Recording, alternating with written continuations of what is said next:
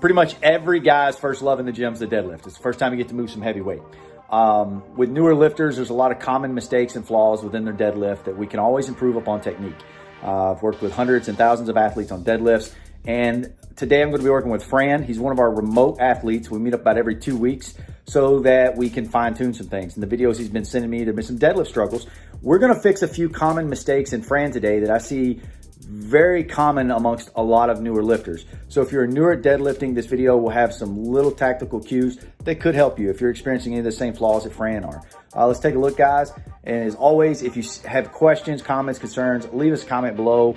Be more than happy to answer those. Looked at a lot of Fran's deadlifts, and now we're going to talk about some of the changes we're going to make on him. The first thing I didn't like on Fran, now Fran has only been deadlifting consistently now for about 16 weeks, roughly? Yeah, yes, sir. So he's still in the beginner stages. Now I like to teach all the beginners to do this in a conventional style of deadlifting. First thing we take a look at, we always start at the ground. We're going to talk about the feet, okay? Frank had a, go back to your normal stance, okay? Frank was real wide, and he said he felt a lot of pressure on the outside of his hips when he's deadlifting. So the first thing that we're going to do to alleviate a lot of that pressure is I change his stance to a lot of people, especially me and Frank are short, bald brothers. So we're going to move Frank's in, and we're going to give him some guidelines as far as where to gauge for his stance. Now, what we're going to do is we're going to use the bar for Frank, okay? Fran. I don't know why I called you Frank, my bad. So the first thing Fran's going to do is he's going to move in so that the smooth part of the knurling is going to be right on the outside of both legs, okay? Now, from here, one thing that I always like to tell athletes to notice is we're not squatting, we're in our deadlift stance. If you look at the mid of the ankle, it's directly in line with the middle of the hip. If we're squatting, it's going to be the middle of the ankles, usually, not with everybody, in line with the shoulder.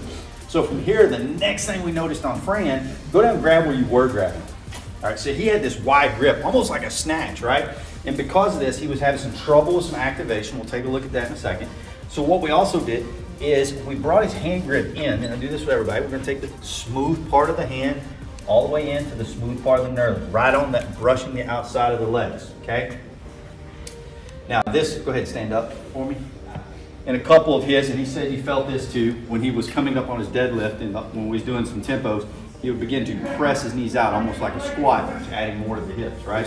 So this change to his stance is now going to allow him to have more leg drive, more activation in the hamstrings, where we need for this deadlift, right? So the next thing we're going to do is we're going to talk about, he had some activation issues going on in his upper back, and this is a big issue. You're not rounding by no means. Once we move this in, the next thing we focused on with Fran is tightening up his upper back, okay? So what we told him to do is flex his lats, right? And push down like you shove them in his pockets. And you can literally see changes. I can feel drastic changes. Can you?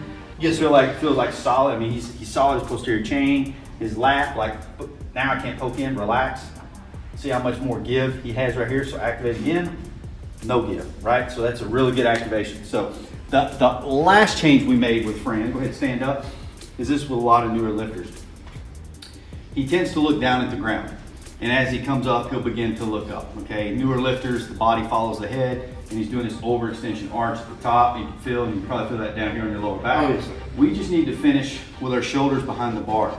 So what we're telling Fran to do is there's a 2 on that clock over there. He's going to stare at that the entire time that he does these deadlifts. He's got a whole workout of deadlifts he's got to do today, guys, so I don't want to worry about too much. But if you're like Fran and you're experiencing some of these same problems, a lot of pressure in the hip, maybe your feet are too wide. If you're not activating your lats, it could be just you're not activating them like Fran. Fran had a dual problem. He wasn't activating. He was doing a very wide grip, what I would consider somebody with minding your height for a deadlift. It's easier to coach him because we have very similar body so it's very, very simple. And always focus on something on the wall, guys. That's with squats, that's with Olympic lifting, deadlifts. Focus on something to keep your center point of contact with your eyes the whole time. All right? Any more questions? No, sir. Knock out this deadlift, brother. All right. We'll see you guys next time.